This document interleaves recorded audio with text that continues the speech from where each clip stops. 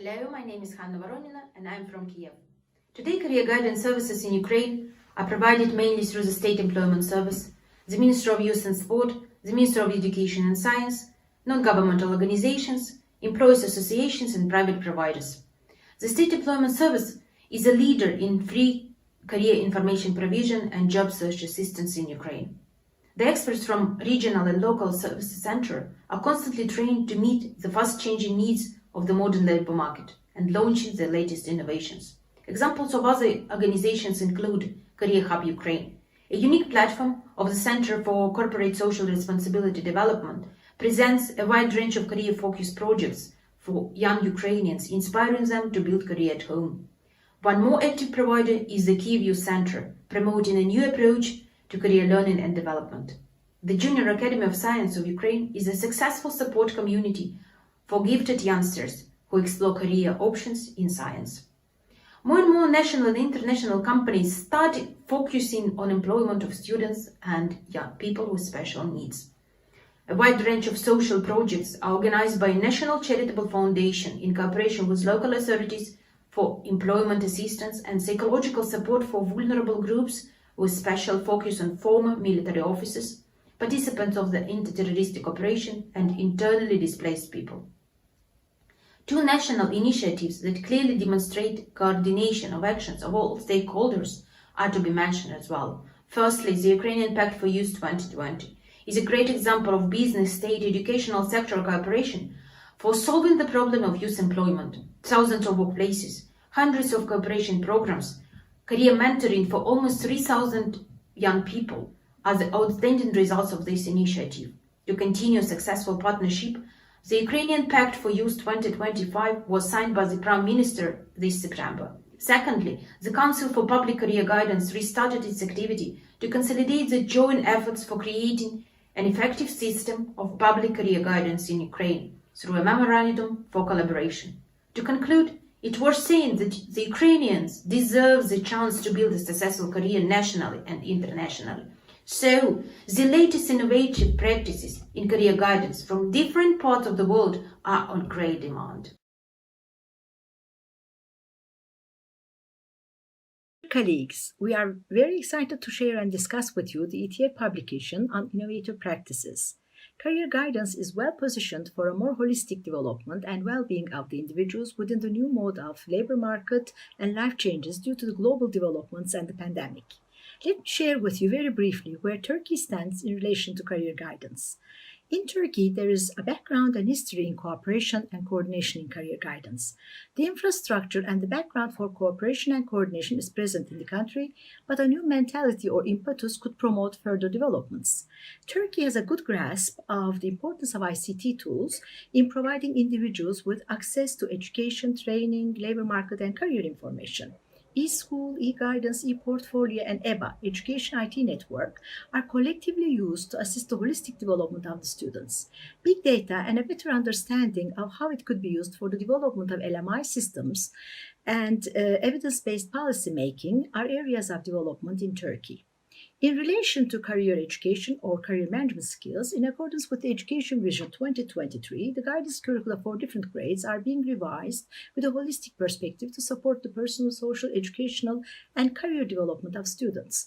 On the labor side, the Turkish Public Employment Services İşkur, with around 5,000 job and employment counselors, provides services to job seekers, employees, and students.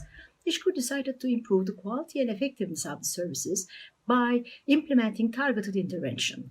This is being done in two ways: through the introduction of a profiling-based counseling system and through the organization of job and employment counselors into 5 groups to provide targeted individualized counseling. This system has been designed to monitor the employability of the job seekers in the labor market and improve the quality of the services provided.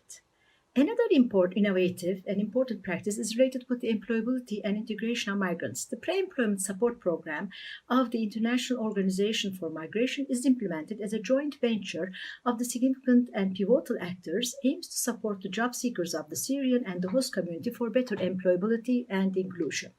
The digital service provision in the country needs to become more interactive systems, and this could increase the accessibility and dissemination of the services to larger segments of the population. As a conclusion, although there is considerable institutional and human capacity for better applicability of the new trends, a better understanding and awareness of the role of career guidance to tackle with the global contemporary challenges is pivotal. Look forward to hearing your thoughts and opinions. Thank you.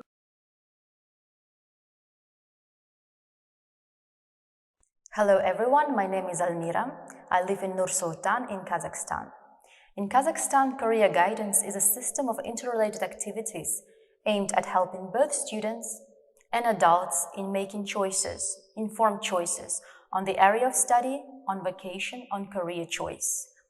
Career guidance is also seen in Kazakhstan as one of the active labor market policies that are aimed at helping adult and young people on making choices on reskilling, upskilling, changing career tracks, taking into account skills, knowledge, and also natural inclinations, preferences, and aptitudes.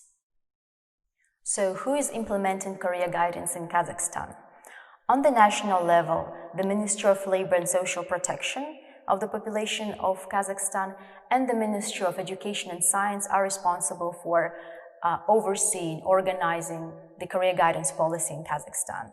Also on the national level, we have another important actor, the National Chamber of Entrepreneurs Atamiken, who is uniquely situated in the system on the junction between education providers and the labor market and employers, and is able to act as systems integrator, bringing together both participants of the labor market and facilitate career guidance.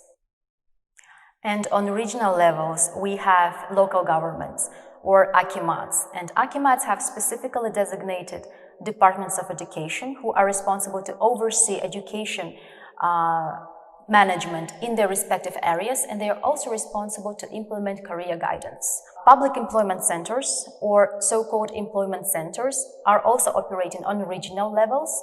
They're represented on regional, on city, and on rural districts. And they're also tasked with implementing career guidance in cooperation with employers, secondary schools, chambers of entrepreneurs, and private providers. Hello, my name is Angela Andrei and I'm a career guidance expert. We live in a world that is increasing in complexity and unpredictability. We are facing diverse challenges like globalization, advancing technology, demographic change, environmental degradation, or the current health crisis. All these global challenges have transformed the way we learn, work, and live. What is the role of career guidance in this context? A study of the European Lifelong Guidance Policy Network concluded that guidance is most effective when it is lifelong and progressive, when it connects meaningfully to the experience and lives of the participants, when it recognizes the diversity of individuals and provides services relevant for them, when it combines a range of interventions like one-to-one and online interventions, when it encourages the acquisition of career management skills, when it is holistic and well integrated into our support services, when it involves employers and working people, when it is delivered by highly skilled practitioners, when it draws on high quality career information, and when it is quality assured and evaluated.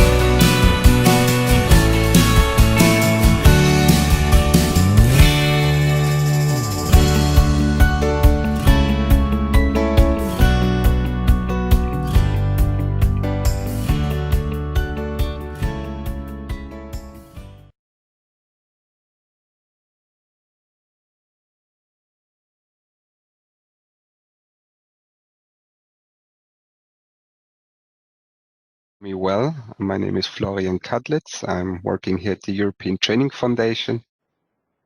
I would kindly like to ask Gökhan to put the first slide, the welcoming slide. And then I'm very proud that we have so many participants today here from so many different countries. It is a very relevant topic, an important topic, even more important now in these times of changing labor markets and related skills demands. So I hand over to our head of policy unit here at ETF, Xavier Mateo de Cortada. Xavier, please, the floor is yours. Thank you very much, Florian, and good morning, everybody. I want to really give my warm welcome to people from so many countries with different positions. All of you very expert in this field of career guidance and professional orientation. I think this is a unique opportunity of putting an example of how we want to work in the years in the ETF with co-working between the people from different positions from our partner countries, European Union, international organizations, and co-create together and the knowledge that is needed for continue developing this field of human capital development.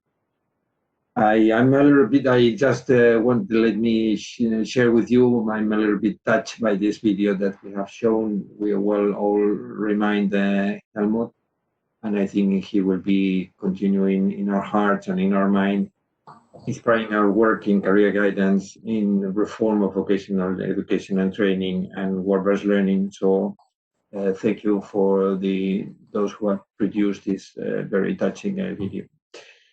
We started this event now saying that this is an event that is part of the European Vocational Skills Week 2020, which this year has been done totally online.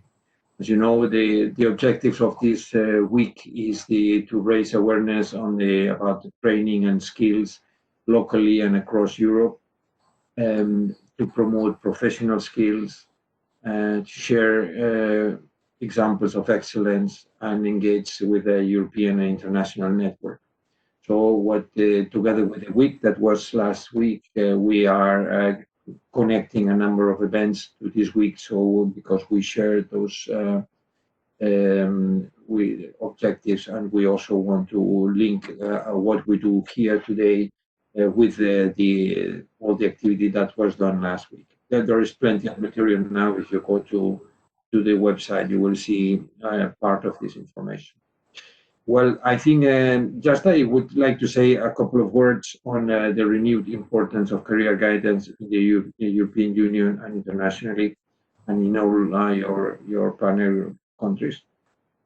I think Angela was now calling about the importance of career guidance coming from the changes, the uncertainty in the world that we are living, changes in the labor market, all these transitions to digital, to green, to industry 4.0, etc. I think all this requires a different way of learning and teaching, which is characterized by an innovative way of doing that. And this implies the principles of flexible curricula, permeability between the different sectors of education, so allowing people to move, personalization of the learning processes and learning pathways, and also going through diverse learning environment, combining more formal with non-formal and informal types of learning. All this requires the need for people to, and when I say people, I mean individuals, but also groups and also families, to take decisions. And this taking informed decisions requires information about the learning system, about the labor market, but also to facilitate processes on how to give the psychological support to those learning curve that people are experiencing, and coaching people to make those changes and those processes.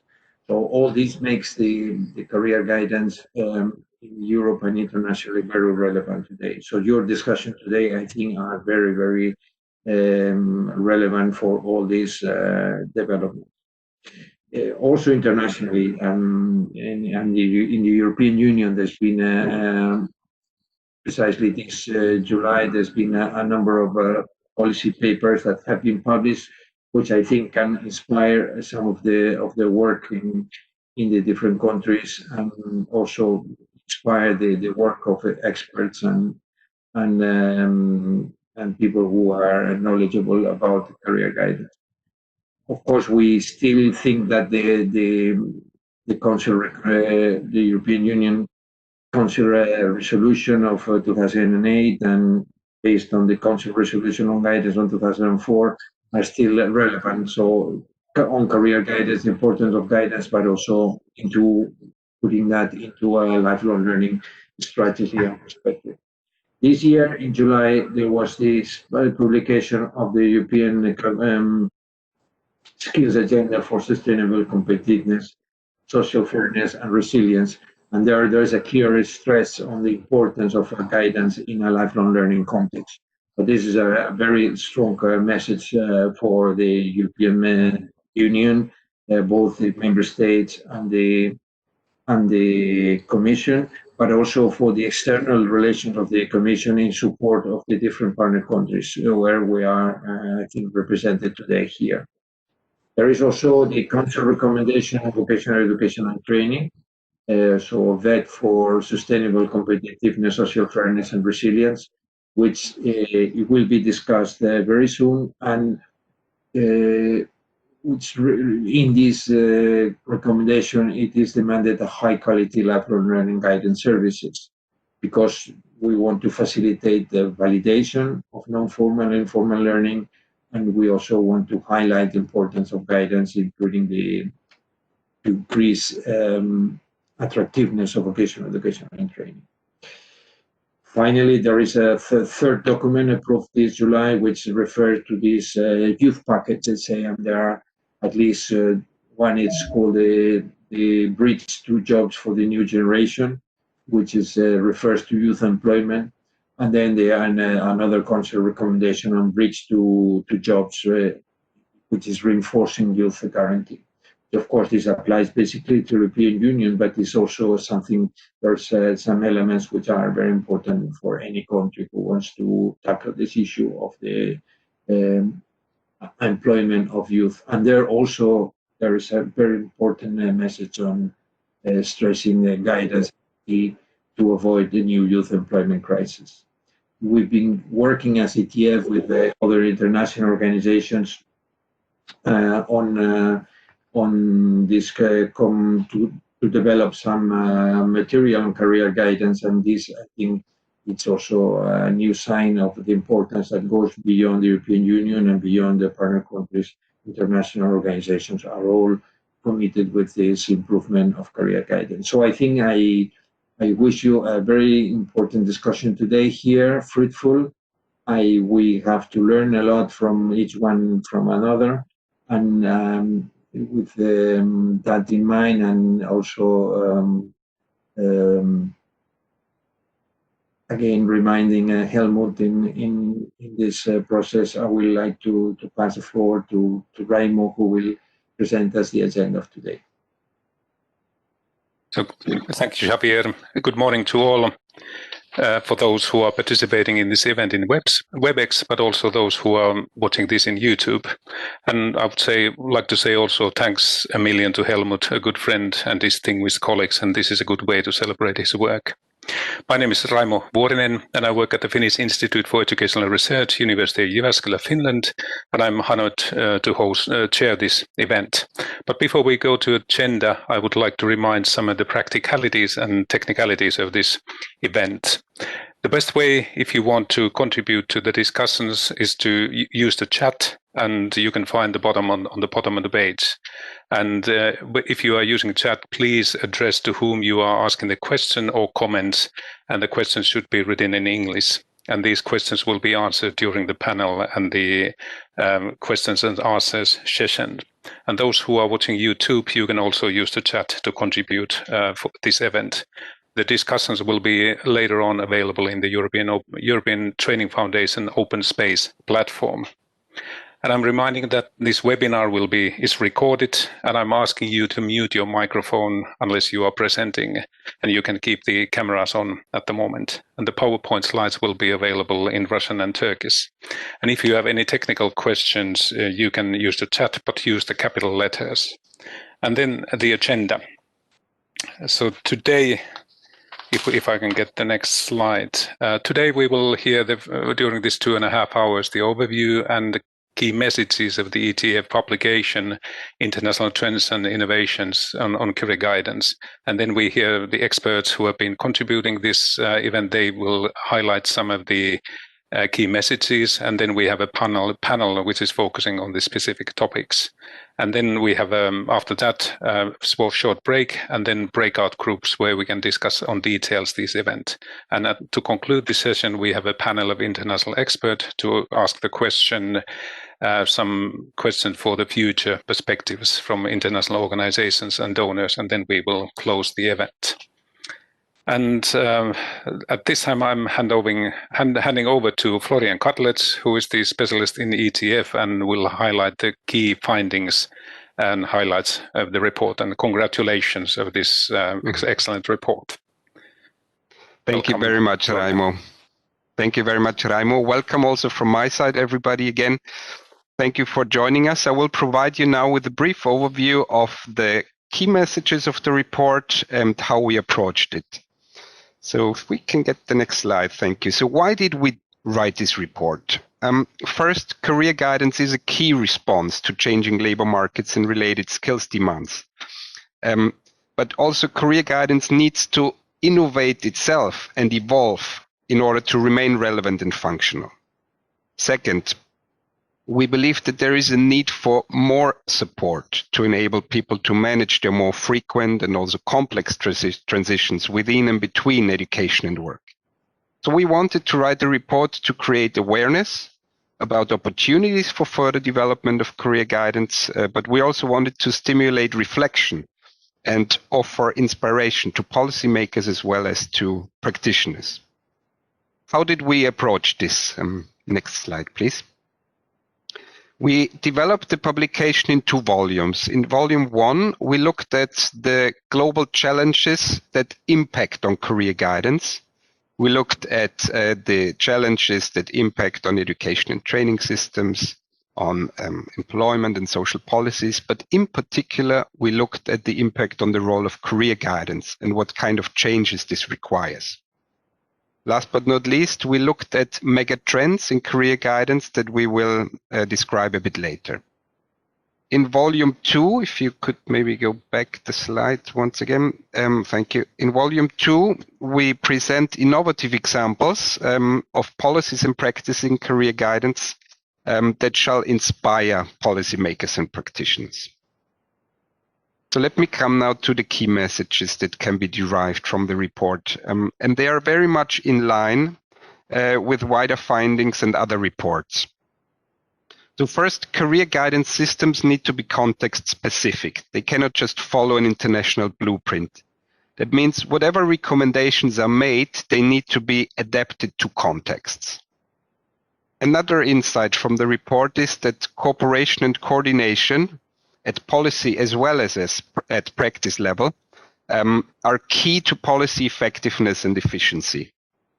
So cooperation and coordination helps to overcome fragmentation with regards to reaching out to diverse population groups. Cooperation and coordination helps enhance policy and service effectiveness. Cooperation and cooperation helps ensure efficient research use. And it also helps integrating career guidance into wider policy objectives like economic, employment, social, youth, education and training policy goals. Next slide, please. Another important point from the publication is that a shift from a support for individuals to make career and education choices at certain transition points in their life, towards enabling individuals to manage their career and education themselves in a lifelong perspective. This shift actually supports to increase lifelong career adaptability and employability.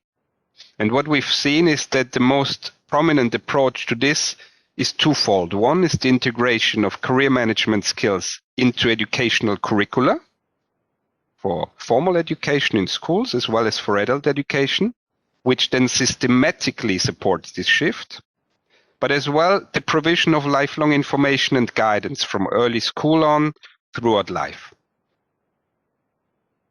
Another point is that a multi-channel approach to the delivery of career guidance services is essential, first, to meet the needs of diverse clients, and second, to increase the access to and also the quality of guidance services. So this could include personalized group, online provision, up to self-directed service offices, and as well also the involvement of parents and wider community, of course. An aspect that I want to highlight here is that there is a need to leverage the opportunities offered by ICT. ICT can support traditional services in career guidance, but actually the full potential of ICT to bring together the different elements of career guidance, of the career guidance system as an integrative factor, that actually needs to be better understood in country contexts. So the systematization of the use of ICT is a topic that shall be addressed.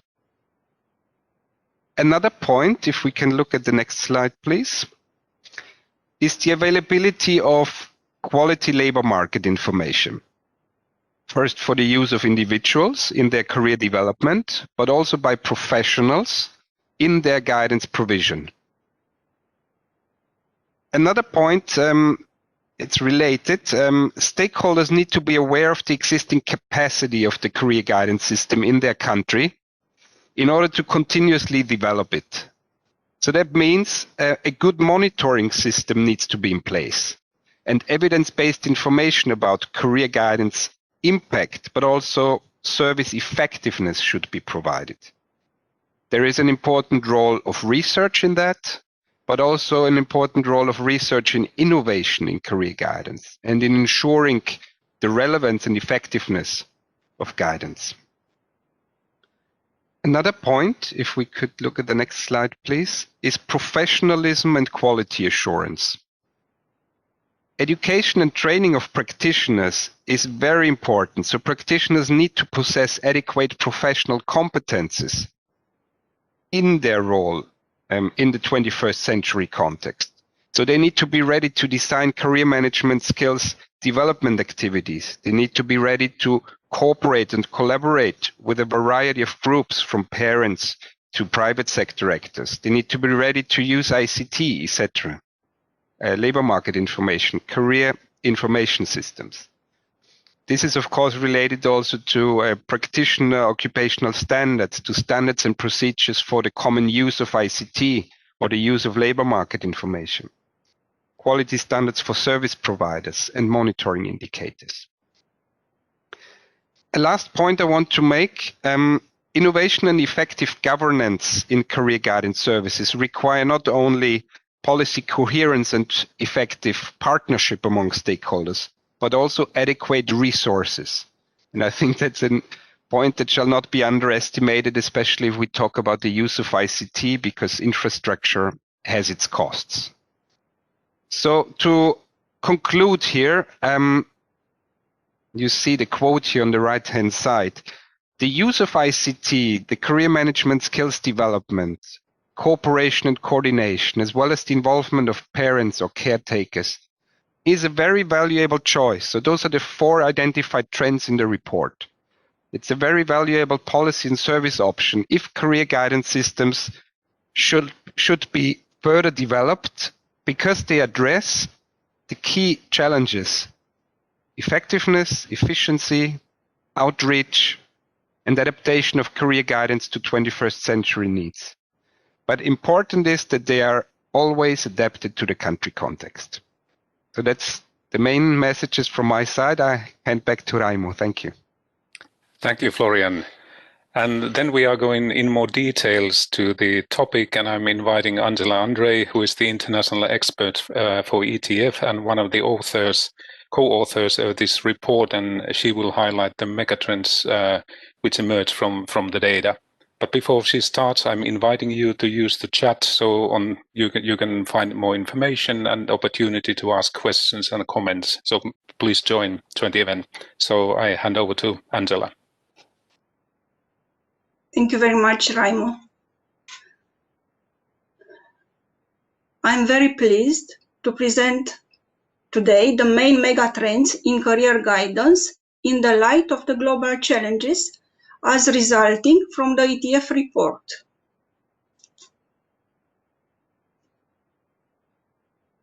We live in a world that is increasing in complexity and unpredictability, and education and training systems, social and labor market systems are facing global challenges such as globalization, advancing technologies, demographic changes, environmental degradation, and the current health crisis. All these challenges have a profound impact on the lives of individuals and on the society as a whole.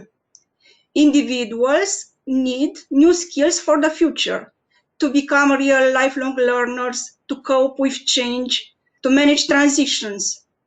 New ways of strategic thinking are needed in the education and training, in the labor market systems, in the social systems, and also in the field of the career guidance. Education and training systems and labor market and social systems need reforms, and career guidance should be integrated into these wider reforms. The examples included in the ETF report show that career guidance is a key response to these contemporary global challenges, but it needs to innovate and evolve in order to remain relevant and functional. Changes are needed in delivery, rethinking institutional contexts, or developing professional competencies of career guidance counselors. And now I will present the main megatrends in career guidance. Please, we should go to the next slide.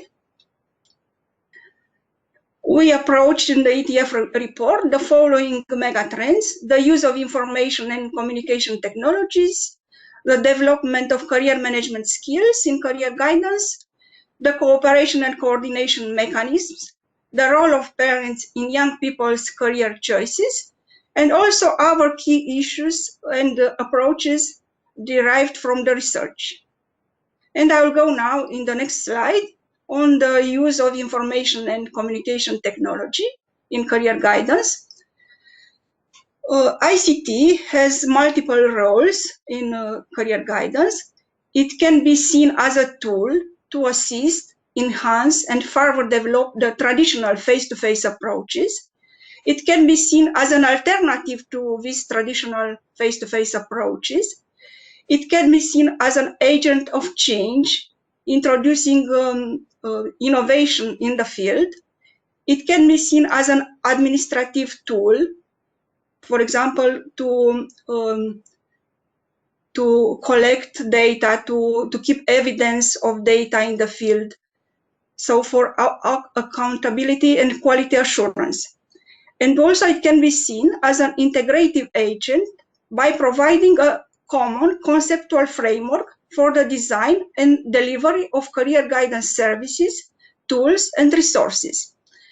The main megatrends identified in relation to ICT are the following: offering practitioners access, support, and training regarding the use of ICT in their activity, promoting the use of digital and online career information systems, labor market information systems, web-based interactive systems, use of big data, use of chatbots, apps, career simulators with enhanced artificial intelligence, use of social media with the aim to increase access and the quality of career guidance services.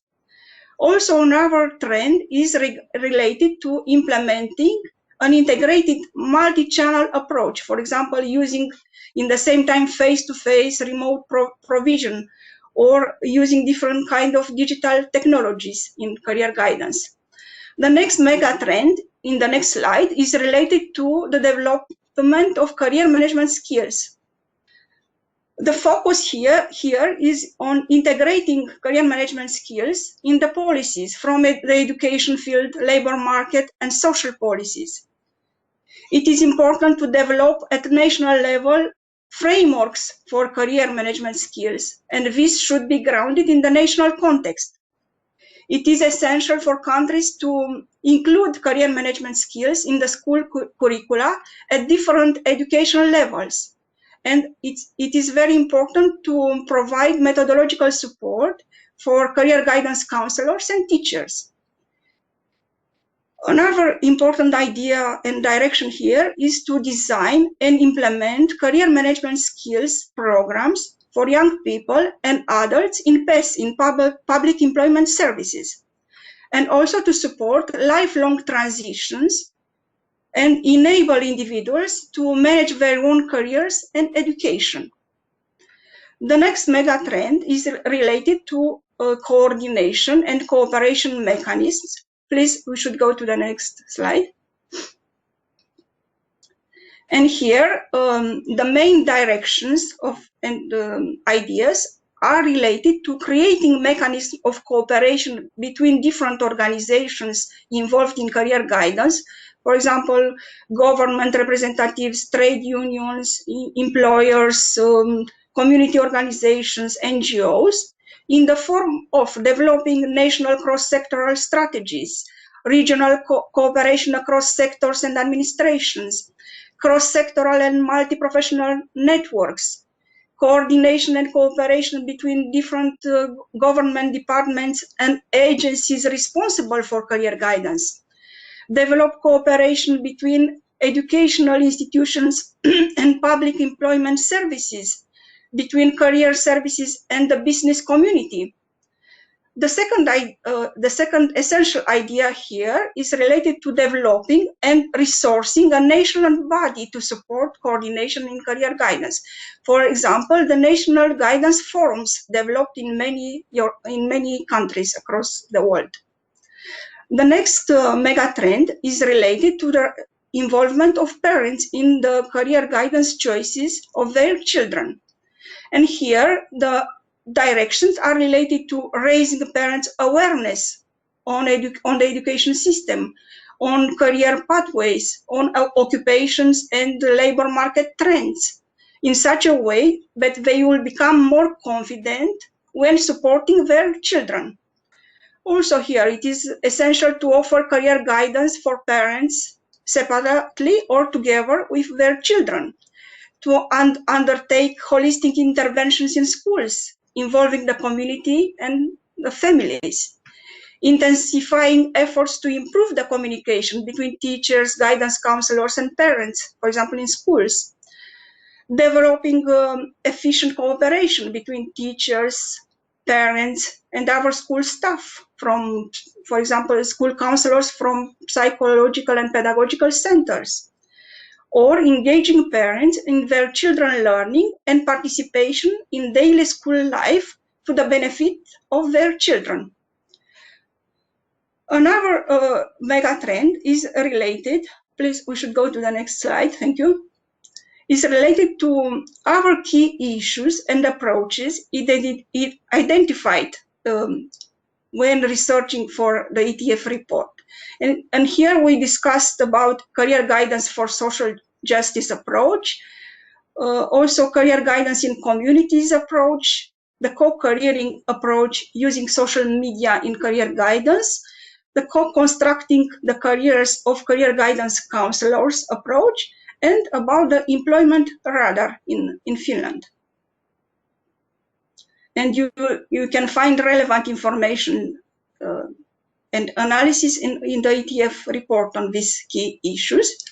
And we should go now to the next slide. In the next session of the conference, we have the opportunity to discuss examples of policies and practices for each mega trend discussed in this presentation. And thank you for your attention.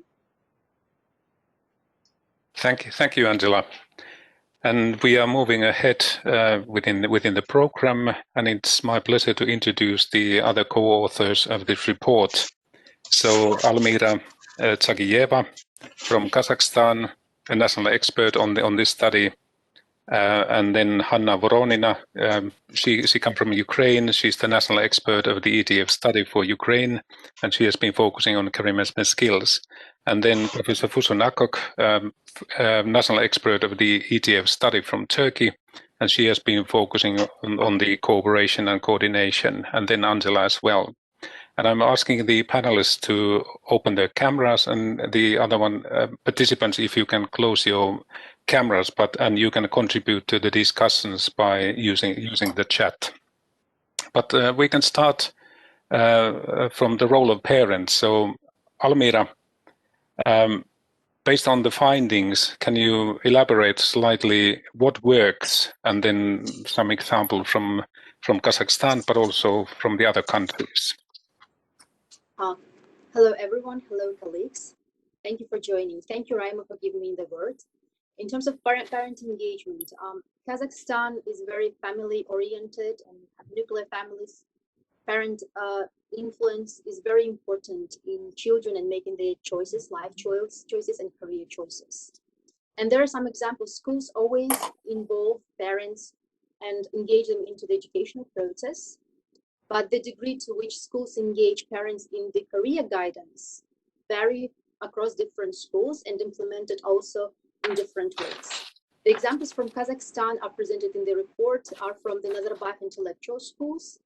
And apart from regular information sessions and regular involvement sessions with the parents in the education process, they also have interesting projects that engage parents in more proactive ways in career guidance, and also help parents to contribute their social, work, career resources for the benefit not only of their own children, but also to the children of that also study in the same school. For example, in Nazarbayev intellectual schools, they have interesting programs that are called, for example, Take the Child to Work, which is basically organized for students who are studying at the grade 7 or 8. And the child thereby goes to the parent workplace and also is able to job shadow his activities. Similar program is 10 Days at Parents Enterprise, whereby there is a more extensive engaging program whereby a student can follow career track of the parents. Basically, these kinds of projects go beyond immediate career guidance objectives. They also aim at developing values, identity, citizenship, patriotism, work ethics, and respect for public interests and needs. Thank you.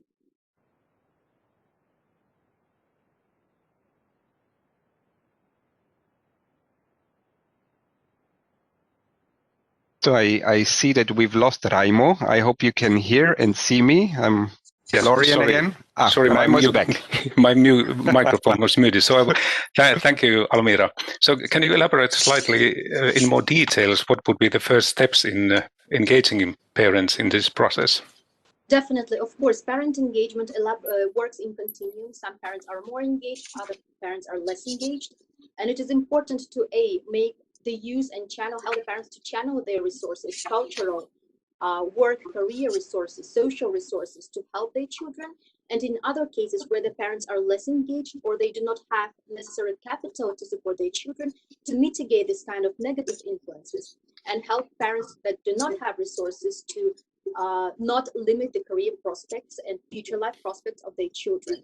And there are three main different ways. A is they're also on a continuum of engagement. A is information, which is basically just showing the parents availability of information. B is involving, making parents more involved in the educational process. And C is engagement, where parents can actively share their resources. And this can be done through the school, different committees, parents committees, projects that schools can also initiate with the parents of the students. Information sessions, joint sessions, career sessions, that can also be done at very low cost by each school using the parent resources. Thank you. Hanna, and Angela, and Fusun, do you have any questions to Almira? So you're welcome to join.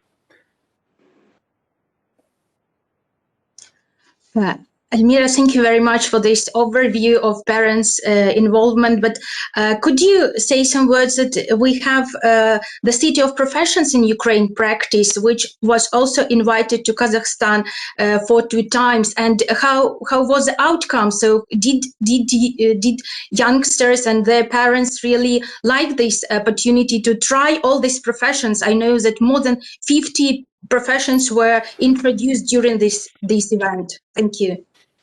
Thank you, Hannah. Thank you for sharing this amazing experience. Definitely, yes. Parents and students in Kazakhstan are they're always grateful for any kind of extra resource information and information on careers and job markets. And because very different families have different financial resources and families have different opportunities to expose their children to different career options, these kinds of activities, especially international experience sharing, are very much appreciated. I don't think there was an evaluation on the outcomes, but definitely it was very well attended and accepted with great enthusiasm. Thank you, Anna. Thank you. Fusun. In Turkey, parental involvement also has been an important dimension as informal guidance of the process. And not only parents, but caretakers, expecting mothers, and also the ones, who will be mothers or parents in the future could also join those programs. Is there that kind of a tendency or trend in Kazakhstan as well, Almira? Can you repeat again, please? I lost you for the past 10 seconds, I think. Okay. Okay. What I was saying, in Turkey, we also have parental involvement programs, but also not only parents, but also caretakers, expecting mothers, and also others who will become, parents may join these programs. Is that the trend also in Kazakhstan? This is great, Fusin. Thank you. Right now, from what I've found from the research, most activities are aimed at actual parents who are involved, who actually have children who go to schools. The practice of involving potential parents, and definitely that involves caretakers, absolutely, and grandparents, anyone who is involved in child rearing. But as for potential parents, I haven't heard of similar programs, but this is definitely something to emulate, and I hope stakeholders that are present from the Kazakhstani side are also there to take notes. Thank you. Thank you, Kusun. Thank you, Almira. I see that some participants are raising hand to ask for questions, but please use the chat to address the questions, so we give the microphone only for the panelists at the moment. So Angela, short comment question before we go to CMS. Almira, how guidance counselors are involved in these activities for parents in Kazakhstan? Guidance counselors in schools, in secondary schools, right? Yes. So guidance schools have different structures, and in some schools, in public school, there are different actors, staff members who are involved in career guidance. Only some schools have specific one person who coordinates career guidance. In most public schools, this is the function of the deputy director who is responsible for educational part. And they are involved definitely on the organizational and management perspective. And the most common practice of engaging parents is through the meetings with the parents that are done both in groups and also individually, depending on the school culture. This is the most basic, wide practiced practice. Basically, when they invite them and they share the results of the children, learning outcomes, and discuss future potential. Schools are very much concerned not only with the child finding the correct career path. I have to admit they're mostly concerned with the child graduating this school and getting enrolled in the tertiary education organization, TVET or university. This is one of the main outcomes and the statistic that schools trace and the ministries trace. And so they're mostly concerned about the child finding correct subjects for the graduation test, the unified national test, and also finding further enrollment and continue education track after the school. Thank you, Almira. Now we're moving to a second mega trend on career management skills. And Hanna, what did you find in Ukraine and in the other countries? Oh, thank you very much. So I'm pleased to report just maybe very generally because extended information is given in reports as for career mega trends in the development career management skills and very great examples which I would like to focus on again. So it is a junior academy of science in Ukraine, where kids can really feel this and learn themselves as a career management skills. Firstly, focus on self-knowledge, self-learning, and understanding your personality and interests and values, so they can participate in competition labs and different projects and train just to be future scientists, and all these things are vocationally focused for youngsters, talented, and they can develop their career, they can understand their strengths. It goes for the second group of career management skills, just feel their talents and but personal qualities to understand what career path choose in future. So as recently, or exactly from the last year, youth centers were introduced throughout Ukraine with a central youth center in Kiev, and we have affiliates around the country. So these youth centers are responsible for introduction a wide range of activities conducted with youth career guidance national-wide, and of course it is possible to explore the world of work, training and learning, and Kiev Youth Center, which also described in the report, gives a holistic career development service based on the year-long programs, and they provide workshops, talks, career days, and more other activities just for development of career management skills. And of course, it's a network for people. A lot of people, famous and just leaders in careers, are invited for these different activities and give their speeches to motivate young people for further career development. And the second maybe focus is a state employment center, which is an active player in the supporting of career guidance in Ukraine, and they also give a great focus on career management skills, but employed and unemployed adults. So they also introduce a lot of online activities, and nowadays in the pandemic times, it is great to find everything on your computer and feel that you can develop career management skills, staying at home, and be assisted by the specialists from employment centers. Thank you for attention. Thank you, Hanna. I have a question for all you authors, that sometimes career management skills or the development of career management skills is criticized that we put too much pressure or responsibility for the individuals in the time of a low economy. But if we think of the wider definition of career management skills, it's also resilience and coping with these uncertainty. So how do you think, to what extent career management skills are important also in the time of a low economy and also during the time of unemployment? If I may be the first, I would like to say that exactly at this time, it is very beneficial for economical growth of the country if they can help people understand their strengths. So it is the first thing, and one of the most important, which I think is in the focus of career management skills. So finding your pluses, your strengths, it is what can be focused on for the further economical development of the country. And if we learn how to develop our career management skills, so it will definitely be a long life investment. Thank you. Thank you. Any other comments? Almira, I saw you first, and then Fusun. Thank you. Definitely, yes. And this is exemplified in Kazakhstan case by the career centers at the universities, for example, Nazarbayev University. And they have two different blocks on employability skills. One block is career development course, which basically helps practical skills such as how to manage labor market information, how to understand what employers want, as well as practical things like how to improve your resume, how to ace the interview. But also there is a separate component on teaching future-ready skills program, the life skills. So this includes soft skills such as emotional intelligence, work ethics, communication, collaboration.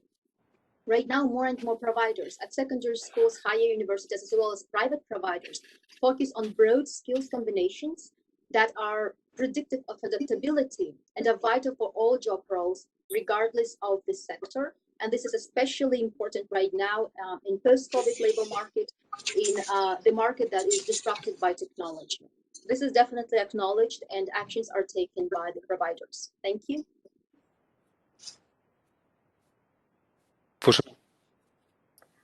I also see the development of career management skills I also perceive it from a holistic perspective. And I think, especially in those times of unemployment, uncertainty, and the pandemic, I think career management skills should also have a holistic perspective contributing to the total well-being of the individual. I wonder whether you agree with me or not. That is the first perspective. And the second one, in Turkey, with the Education 2023 vision, there is a guidance curricula being revised and developed with a holistic and developmental perspective from preschool to the university.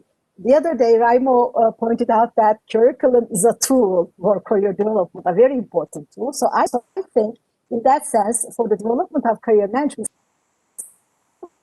to emphasize curriculum and in Turkish case, the guidance curricula in the development of career management skills or as part of the career education. Thank you. And Angela, do you want to? Yes, career management skills are essential. In the times of uncertainty. For example, in the ETF report, we have examples of school-based comprehensive programs on the development of career management skills, which showed impact on the students, on parents, teachers, and school counselors, and also on the community. We have also examples of national career management skills frameworks, national school curricula, competence folders for developing career management skills of individuals. And it focuses on career management skills, have the focus on self-exploration and also on career exploration, on the fourth time on developing career planning and management skills for students and also for young people and adults. Thank you, Angela. And there was a question on the chat about to what extent there's a need for competence framework for teachers who are practicing career guidance. So actually you answered the question, and there are different ways how countries are doing. So some have centers, but there seems to be a trend that it's integrated to curriculum, as you said. And, okay, yeah, Angela. And it should be operationalized in the context, the career management skills. Exactly. And adapted in each country. Can we then move to use of technology? No, let's go to the cooperation first. Yeah. Thank you. Fusun, go ahead. Okay, thank you, Raimo, and greetings to all. In Turkey, actually, there's a background and history in cooperation and coordination career guidance, a long history. But here I could mention first the İşkur campus or contact points in the universities to support the career development and job search and placement of the university students as a joint venture with employers and also the career development centers of the universities. So this is really a very innovative practice, İşkur campus or contact points in 73 provinces of Turkey since 2013, and around 105 universities have those centers. The second example that I would like to give that works is related to the integration of the migrants to the labor market. The Turkish government has been working with international organizations for migrants to facilitate the integration of Syrians under temporary protection regime into the Turkish labor market.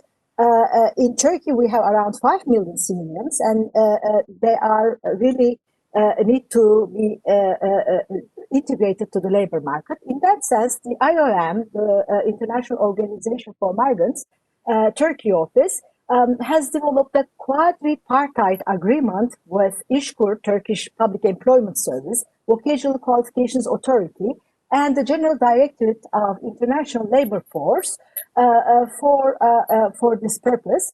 And the pre-employment support program, implemented as a joint venture of all these pivotal actors, aims to support the Syrian and host community job seekers to acquire the basic knowledge and information that could facilitate their employability. It's a 5-day program that the employers and the employees join and get to know each other and get to know the workplaces. And also it supports the adaptation to work and social life. And as a final example that I would like to give for cooperation and coordination is from a private university in Ankara, Bilkent University. They have a program called the Interview Adventure with Talent Hunters. They connect the 3rd and 4th year students with the firms according to their CVs, and these students have 30-minute interview with the human resource person in the firm and a 15 minutes feedback session from the human resource person in the company on how to develop their skills so that they could better employed in that firm and in the labor market, and how they could further explore themselves and opportunities for better decision making and acting. So I would like to share these 3 examples, and we could elaborate with your questions and comments. Thank you. Thank you. What about Angela, Hanna, and Almira? Any other examples of cooperation or comments on this? If I could share with example from Ukraine, it's a great example how different sectors, state, education, and business can cooperate as the Council for Career Guidance, and they really push the development of career guidance in Ukraine. And also we have the Ukrainian Task for Youth, which is focused on the problem of youth unemployment, and they provide the vast majority of activities, which gives different opportunities for school and young students to feel future professionals and just experience confidence and everything is possible in future. So these are two messages from Ukraine. Thank you. Thank you. Project. Yes, in Kazakhstan we have many national actors that are engaged in career guidance. Ministry of Labor, Ministry of Education, education providers on all levels, as well as private providers. And one of the examples for delivery of career guidance for adults and also young people is the recent example of cooperation and coordination between the National Chamber of Entrepreneurs, the Ministry of Labor and Social Protection, and local governments, the Akimats. And they have jointly established extension of employment centers, so-called mobile employment centers. Those are little boutique employment centers that are located in different cities at the spaces where there are many people, like bazaars or supermarkets, before COVID, of course, whereby they would proactively reach out to the population and deliver information on job market, state programs, but also career guidance. They have a designated unit of the professional growth professional, who is usually a psychologist, who helps job seekers to pass the assessment tests and provide information and career guidance services. Thank you. And I hand over to Fusun, and then we move to Angela. So you are moving to ICT, but it relates to cooperation. But Fusun, go ahead first. I could just add one more brief example. Again, it's related with migrant service centers, but this brings in the very active cooperation of the municipalities. So the municipalities, together with international organizations, specifically with International Organization for Migration, they jointly established those centers together with the municipalities. So municipalities play a very important role in this cooperation and coordination. So I really wanted to mention the municipalities' active role in this sense. Thank you.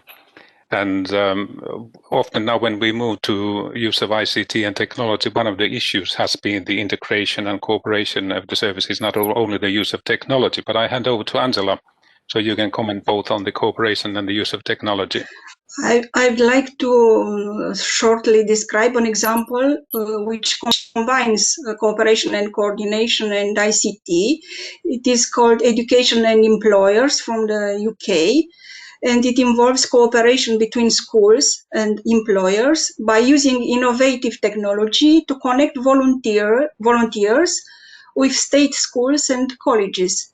So volunteers are selected to participate in career guidance activities in schools by using a website in the United Kingdom. And regarding the ICT, the ETF report contains a selection of 23 inspiring examples from around the world.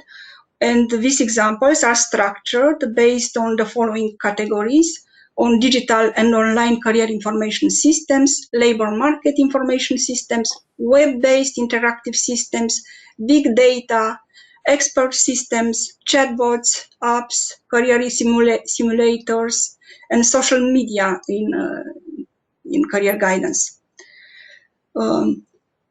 It is difficult for me to choose some examples, but from these 23 across the world, I think I selected some examples which proved the impact.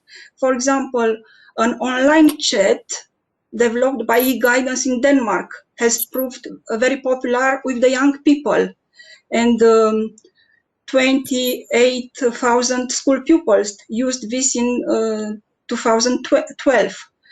Another example is from Belgium. It's called Mentor App. Here, technology is used combined with communication channels and IT tools to deliver effective services for clients. Around 1,350 job seekers downloaded and registered with this application. Also, 780 professionals were recruited as mentors for these job seekers. Also, a website called My Future from Australia is used by nearly 1 million of teachers and students in all states and territories of Australia. And also, this website offers professional development for career guidance practitioners and teachers across this country. And you can find more examples in the report, and very interesting and relevant for this topic. Angela. Thank you. Any questions to Angela? I have one question for all of you. How important is it for both the citizens and practitioners to have skills that they can utilize the existing systems? Could you repeat, Raimo? The sound broke, so I couldn't hear your question. How important is the skills to use ICT both for citizens and the practitioners? It is essential, especially in this context, in this pandemic situation. The skills are essential, and service continuous and initial training, it is very important for practitioners. Yeah. And in many... Fusun and Almira. I'm very briefly for education for all, for career guidance for all, and also for developing the accessibility, especially those times, as Angela has said. It's very important to develop the ICT skills, and also the digital transformation is in the agenda. Artificial intelligence is coming up, and it has been in the agenda. So, I mean, as to be part of all these digital transformations, we need to upskill and reskill, as citizens, as students, as everybody, so that we could be part of this new world. And Almira. Definitely, yes. The issues of digital literacy and digital connectivity are acute in Kazakhstan, and we have a national program called Digital Kazakhstan, which is operating since 2018. And they have addressed the issue of digital literacy, and they really don't have ambitious goals of teaching everyone to code, but to teach as many people as possible basic literacy, digital literacy that allows them to use government services that are provided online.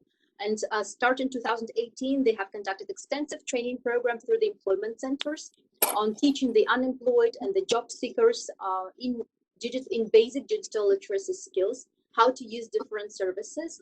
And according to the latest report, they have trained around more than 1 million persons, like 1.2 persons in basic digital literacy.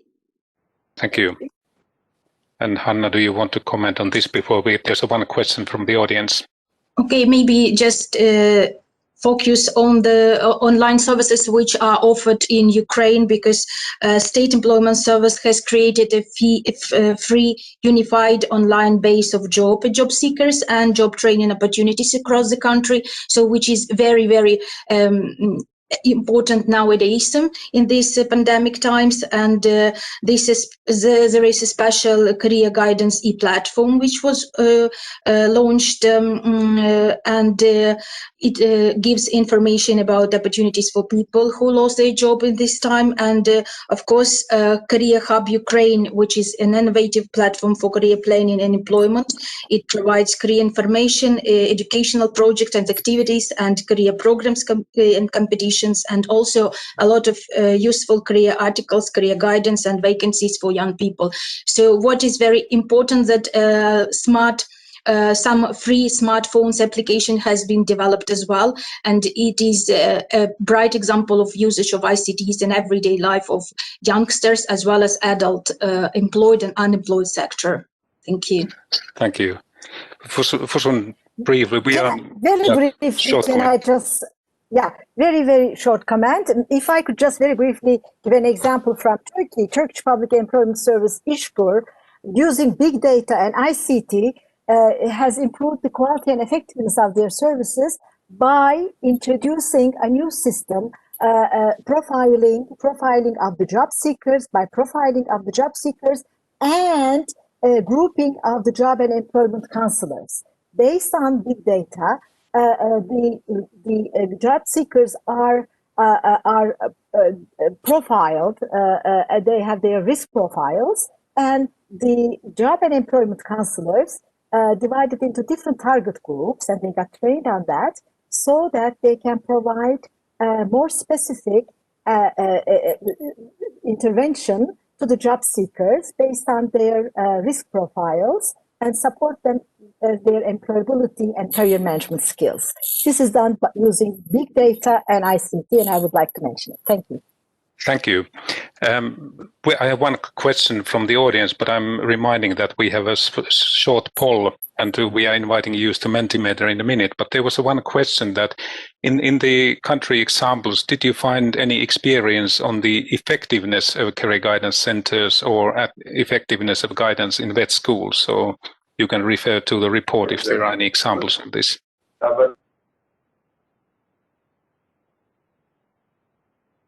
Fusun.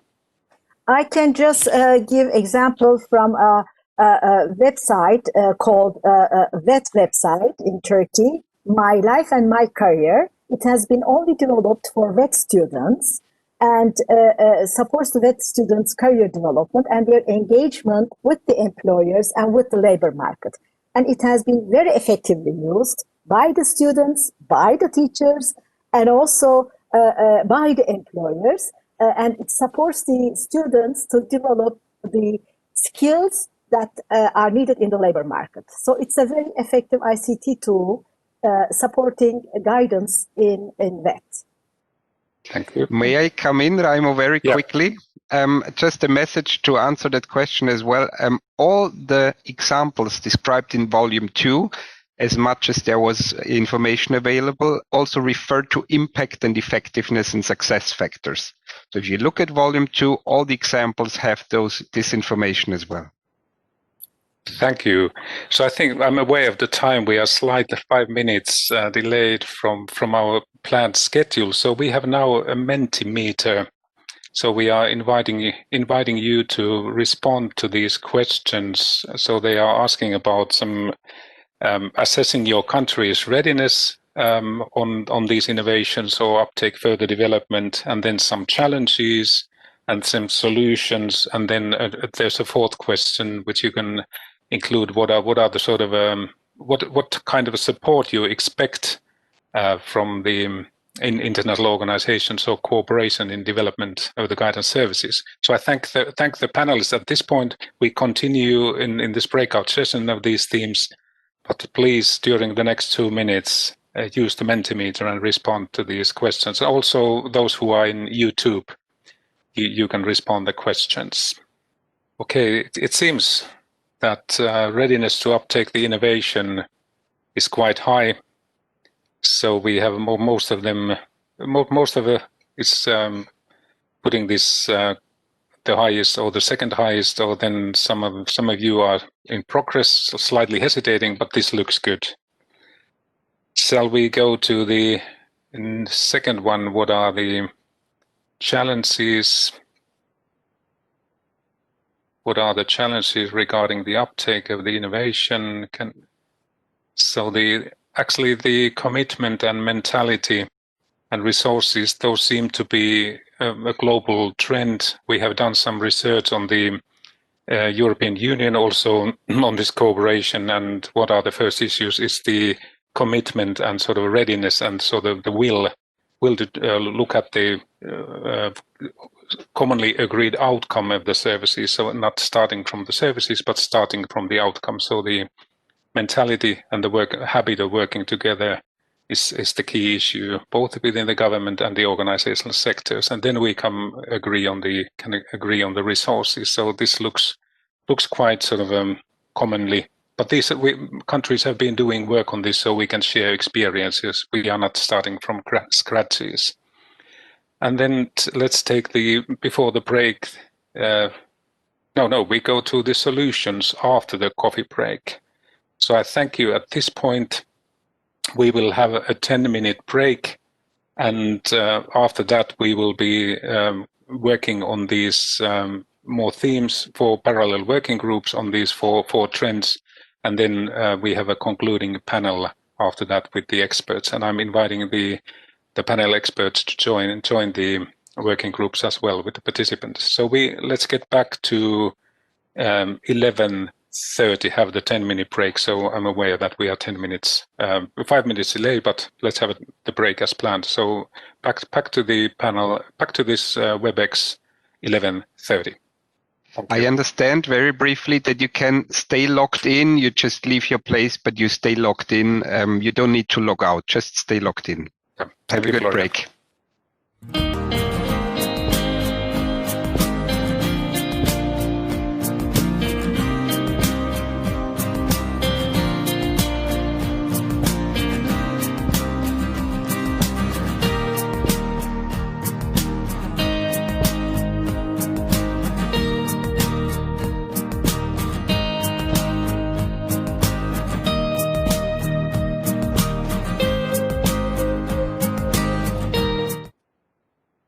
So welcome back, and we will get the result from the third question on the Mentimeter.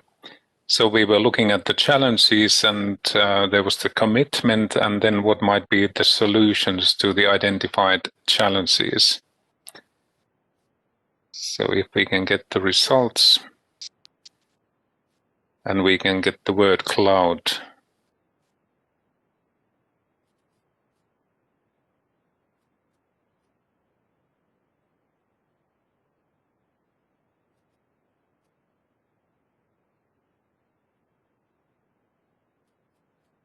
We have the coordination and across stakeholders and clearly defined roles and financial resources. that's often the case because guidance is a transversal theme across the sector. So the different representative structures, national forums, or coordinating entities, they seem to have seem to be sort of one key sort of solutions that a number of countries have established. But then this requires a sort of a joint goal or agreed frameworks or agreed strategies. And there seems to be a trend also in many countries that career guidance is integrated into either skills strategies or employment strategies, education policies or youth policies, in the case there is not an opportunity for explicit strategy for career guidance as such. And then making the use of local context, so that's important. So although we have cooperation between countries, we have been working 20 years in a structured networks in different settings, and ETF is an example of this type of support. But we have found out that we cannot use a model, that one model that fits all. So it has to be sort of filtered with the local economic, social, and political context. But what we can do is to use this type of opportunities for mutual learnings and looking at the reference points. And within the chat, we already before the break had some examples of these products which have been sort of produced based on the international joint projects. But I think we can move on to the parallel 4 themes to discuss this in more details. And within this WebEx, we can go to the breakout room, but also for those who are on YouTube, Florian will introduce instructions how to contribute on this event through YouTube. Florian, I hand over to you. Thank you very much, Raimo. Yes, when we go into the breakout groups, that will only be possible for those following within WebEx. So those following us from YouTube, we kindly invite to participate in a very short survey that my colleague here will paste into the chat in YouTube. It will not take you much longer than 5 to 10 minutes, depending on how much you put in, but it will inform ETF's future work, give us some information about the situation in the country you're living and working in, and we would be very thankful for if you participated in that little survey. Please note that at 11:55, we will be back in the plenary here with another panel discussion. So that will be, of course, live broadcasted again on YouTube. So rejoin us, please, those following in YouTube at 11:55 when we're back into the plenary. Thank you. And those who are in WebEx, you will be now moved to these parallel groups that you were registered in advance, and the system will take you automatically. And with the moderators of the group, we get back to this plenary, as Florian said, 11:55. So I wish you productive parallel sessions.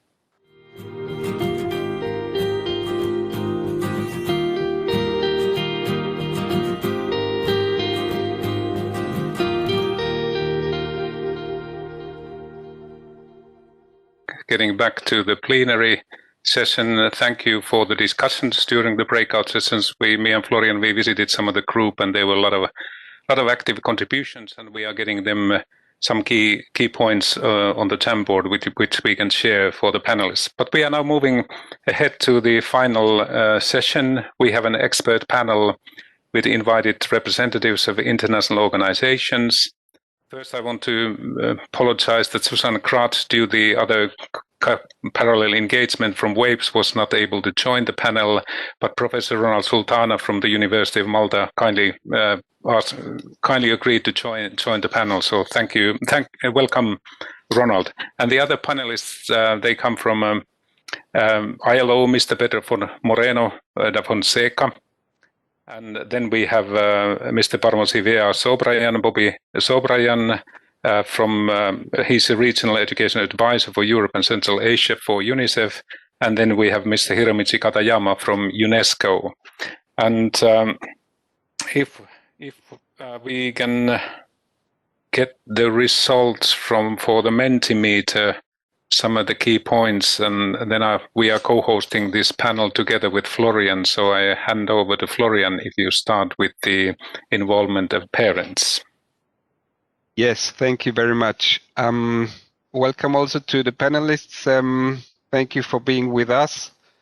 There will not be a reporting back from the breakout groups. We will show you an overview of some key messages, as not all panelists were able to participate in the sessions. We will not ask them to directly refer to the sessions. But nevertheless, if points come up that you discussed in the groups, put them in the chat, raise your voice there, and bring in some points from the breakout groups to the panel discussion.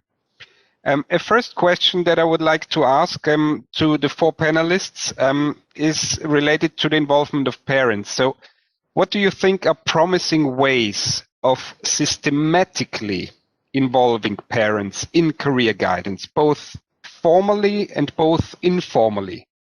And maybe we'll start with Bobby, if I may ask you from your point of view.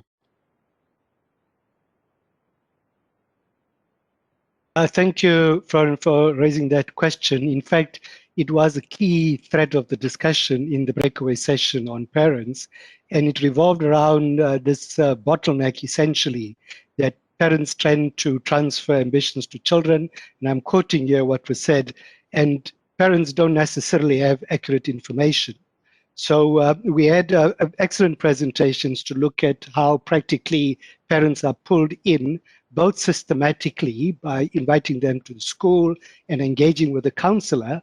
But what tends to happen there is that those parents who are already invested in their children's careers and future tend to come, and others don't come. The objective here is to try and reach those who don't come. And an exciting idea that was flagged in our discussion is the issue of peer influence between parents. So those parents who are forward-leaning and come can influence other parents who don't attend. So running through this discussion essentially is the point that one can create platforms and opportunities for making systematic information available to parents. There are issues, though, on the demand side of parents where some are not as actively involved, others are mediating the advice and understanding of their own experience and how the labor market operated at that time. The important thing is to bring them into a systematic engagement, try and provide information. The one perspective I want to add is that this engagement at the school level needs to extend beyond career guidance teachers and also to other teachers, like the teachers of literature, physics, mathematics, to show the real world and world of work applicability of what they're doing by the projects they give children, inviting parents to schools to demonstrate the utility of that knowledge, and also to give a team of children a community-focused project to do where parents can see the utility of literature or mathematics or history or something like that, and recognize career opportunities and how the labor market is changing. Over. Thank you very much, Bobby. I see Almira directly wants to come in. Yes, please. Yes, thank you, Bobby, for great overview. I would also like to add that it's also parents' involvement is very important when it comes to the child choosing between academic path and vocational path. And in this case, financial considerations. This is an important topic that career guidance or teachers in the schools also address. And that is an example brought about by Albania and Israel, that financial considerations and basically showing the prospects on tuition payments, on job salaries are highly important in involving parents. And also this is contributed by the debate on the safety and on the gender expectations as well. So a lot of layers are coming also into place with the parents' involvement. Thank you.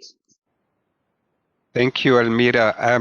To the other three panelists, Ronald, Hiromishi, Pedro, is there anything to add regarding systematic involvement of parents in career guidance, both formally and informally, from your point of view? Perhaps I could switch the conversation around in another way, which is the importance of careers advisors listening to parents. So it's not just parents listening to the careers advisors, but the other way around, because parents actually have their own understanding of the labor market and they make their choices in a rational way. not perhaps on the same value system that we have, but from their perspective, it makes sense. Like, for example, when I worked as a consultant in Egypt on careers advice, many parents were making decisions as to where their children should go on the basis of proximity. Just they felt that it was much safer for their girls to go to a school which was closer than further away. So I think if we're going to offer career services which are fit for purpose, we also have to be a bit humble and listen to the parents. How are they advising their children? On the basis of what? What kind of information are they using? And sometimes the informal information that runs within communities as to where employment opportunities lie are much better or much, let's say, more realistic than what comes through the formal channels. So I'm just twisting this around. Yes, by all means, let's involve parents in our careers programs within schools, but not just to teach them, but to learn from them. Thank you very much, Ronald. Pedro, please. Okay. I feel that this has more to do with organizations that deal with, let's say, the educational system itself than the ILO, but I would take the opportunity to take directly Ronald's words and enlarge the discussion just a little bit more from the family to the community level. I mean, I think that obviously the discussion around, for example, occupational stereotypes or gender stereotypes in which career people should choose or not to choose a career needs to be constructed in dialogue with the community. And actually, Ronald's excellent edition of texts on the Mediterranean context and the practice of guidance in the Mediterranean context illustrates how this needs to happen across a variety of cultures. And when we're thinking on a more global scale, this type of discourse becomes more important. Speaking very concretely about the parents, I think they can also be involved besides direct activities in the school. They can be involved in systematically involved in activities which allow for transition into labor markets. And I'm thinking about not all choice, for example, of work-based learning internships, many types of work experience, which require the engagement of communities, of employers, frequently also traditional mentors, informal enterprises. So there's a whole universe here that needs to be exploited, to be explored. I also think that the community can provide a number of systematic opportunities for engagement, especially for young people, in the form of role models, of providing also godfathers that allow the transition into the labor market of young people to be successful. I think that community leaders, for example, leaders of small villages, religious leaders, so a great number of people can be involved besides the parents to provide these figures of authority and these opportunities for dialogue that Ronald was mentioning. And I also think that at a large scale, we need to think about a guidance service which is outside. It's not simply a service with open doors. So there is outreach, and guidance is embedded in the outreach initiatives and gets to the people where they are. And we're talking about young people always. And I think we need to talk about the young people who are not necessarily enrolled in the educational system too. So I'll leave it here. Thanks a lot, Pedro. I don't know if Hiromichi wants to add to this. Otherwise, we move on to another question. Yes, I have a quick comment, and thank you, Florian. So I'm from UNESCO, and about the parental engagement, yes, I think it is very critical, and I understand that we are talking about the secondary education, post-secondary, and also other types of TVET, but especially at the secondary levels, I think in many countries there is an association of parents to support teaching and learning at schools.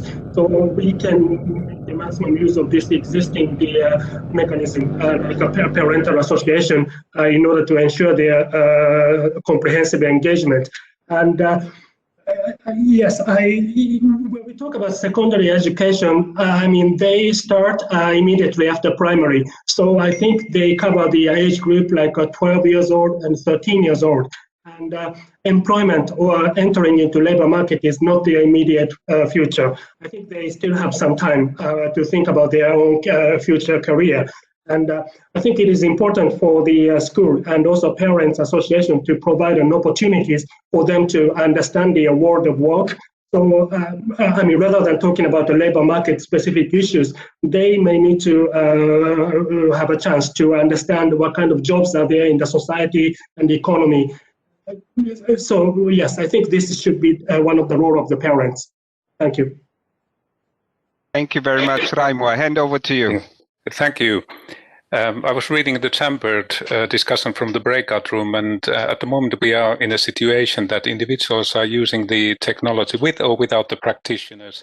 But the finding is that ICT is mainly used for information or delivering information in most of the countries and through platforms. And some of the challenges which relate to the use is the access to technology, inadequate information, duplicating existing services, and difficult to integrate the different systems. So my question to you is that how do you see in general the role of ICT in systematic development of the guidance services as such? And I hand over to Ronald first. You're muted, so please open the microphone. Right, yes. I obviously understand that ICT creates so many opportunities for reaching out to communities, especially those communities that are distant from the service that is being offered. I'm currently reading and enjoying the challenge that artificial intelligence is going to present us with. And as far as I can understand, artificial intelligence is going to be a game changer in our field. I think we need to invest a little bit more in understanding how this works and whether this works in the favor of citizens. My worry is that artificial intelligence will be ahead of us in packaging together information that is fed back to the client, to the citizen, in ways that predispose him or her to make certain choices. So that is a concern that I currently have. I'm reading about it. The technology is far ahead of many of us, but I think we should really be on top of it in order to ensure that the people we work with are not given a disservice by the technology that is being developed. What about Obihiromicho Pedro? How do you see the role of ICT? Pedro. I think that just directly also commenting on this that Ronald has said, I think that ICT needs to be an opportunity for learning, so for the acquisition of career management skills, and I think that's what deep down Ronald was saying. So you want people who are critical, who are autonomous, who can navigate the world of work and not be provided a strict, rigid roadmap on what to do, when to do, and what kind of ideology to adopt while doing it. So I think this is interesting. I see a lot of potential in things like gaming, for example, for the acquisition of skills. I think that's an opportunity, and I think that the fact that you can establish modular learning experiences also holds great potential, especially as micro-learning opportunities, which can reach you on an app on your mobile phone, and you can sort of have your experiences, which can be tailored in many ways. I also want to say something else, which is one thing that the recent global survey we had, in which UNESCO also participated, and the ETF, and one thing we notice is that clearly digital services are important, but they're not a miracle solution. Because what we noticed and what some testimonials shown is that many people didn't have access to digital means. Many people didn't know how to use them very correctly. And many people, even if they could, they would have benefited from having support, distance support through other channels, mainly telephone, which is simpler, more direct, and easier for many people. So this is one important thing, is to have multi-channeled services and be careful with putting the digital ahead of everything. Rather think about what should the service be than being digital plus something. Another thing which and of course there's the issue of skills for practitioners and users and all of that. One last thing, not to take the whole time. I think one important potential of digital technologies is connecting services, creating integration between guidance, lifelong learning, activation initiatives in employment services. And I think that tools, for example, like personal portfolios, are extremely powerful tool in creating the coherence between all the processes and all the different services which occur on what currently are separated silos.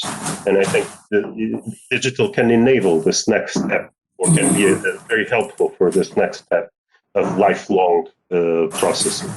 Well, I'll stop here. Thank you, Peter. And to add briefly that it brings an opportunity to get real-time access or open access to real-time information that is accessible to all. So the bringing together is an important point that came out. Hiromichi and Bobby, any comments on the ICT? Okay, thank you, Raimo. Yes, I think inclusion is very important in order to nobody will be left behind. And we have to understand the environment of the use of ICT, especially in the low-income countries context or low-income community countries context, even in the wealthy countries. And so, yes, I think we have to think about the selective use of ICT, first of all. But, I think what is more important to me is the contents of the career guidance, including the labor market information, should be supported by the evidence or data. And in many low-income countries, it is very difficult to get the latest information by administrative data or survey data. So that's why we have been trying to use the big data from online job search portals, even in some low-income countries. And I led the kind of pilot study in Malawi and Myanmar. Both of them are low-income countries, but focusing on the urban white-collar sectors and try to get what kind of job vacancies are available from their ongoing online job search portals in order to identify the skills demanded by the employers in the urban white-collar sectors. And we have been trying to transfer this information to the secondary schools, TVET institutions for those low-income countries for the use of the career guidance. And I think we can, we will try to use this approach as much as possible. But again, I think we have to be selective, and we have to understand the context of low-income people, low-income countries, and low-income communities. Thank you. Bobby. I just want to echo the point Hiromichi raised about inclusion and how people, certain categories of people, who find it difficult to access ICT platforms, but very definitely ICT platforms are an important contributor. There's no argument against that, so I'm not going to speak about that. I'm going to speak about some of the caution one needs to exercise, like when one starts running algorithms on ICT platforms that pushes advice to users, like Ronald has raised, using algorithms or artificial intelligence, those are predicated on certain assumptions. And machine learning learns with utilization over time. And that's how the algorithms get calibrated and changed to be specific to a user. And a lot of things can go wrong there. So it's always important to recognize the limitations of the underlying assumptions that's driving ultimately what the user is exposed to. Similarly, psychodiagnostic tools, which can be run on ICT platforms, can be run using algorithms, have a whole lot of challenges in terms of their accuracy in advising a user about what their future career prospects are in a context of very flexible and unpredictable labor markets going forward. So it's very important to keep those in check and recognize that those issues need to be mediated. The other issue as well is that certain contexts have certain overriding factors that extends beyond the demand side of the economy and signaling based on that economy. Some lower income countries, people want to gravitate to higher income countries, and they choose that bridge or that occupation specific choice that will allow them to go there. That choice won't be confirmed looking at labor market analysis in that country, but it doesn't mean that parents who are advising their children and users are acting irrationally. They're acting quite rationally, but they're using information that extends beyond the scope of the ICT platform. So confirming the importance of ICT platforms, but also saying that we need to be constantly vigilant to some of these shortcomings that we need to purposefully, actively mitigate and recognize that when advice is given, it's not necessarily absolute advice. It can be open to various interpretations, and some of it cannot be very accurate as well. I'll leave it there. Over. Thank you. Any comments to Bobby? I think to summarize, there's some research evidence, like you said, that the best, in order to get the best use of ICT, it's important that we have the understanding why is it used and what are the benefits and challenges. So not only focusing on the fragmented tools, or otherwise we are just creating a number of tools which don't communicate or are not connected to each other. But I hand it over to Florian. We are moving to career management skills, which was referenced in your comments as well. Thank you very much, Raimo. So a question related to career management skills.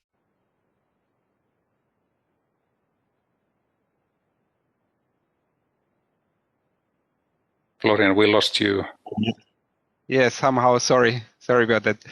So as you know, that there are many competence frameworks out there from the EU, from UNESCO, from UNICEF, from ILO, some about transversal skills, some are called life skills, some are digital skills, some are about teachers' competence in digital skills. So there are a lot of frameworks out there. And you know, the concept of career management skills is, so to say, cross-cutting, overlapping. There are a lot of skills represented in the many frameworks that are already out there.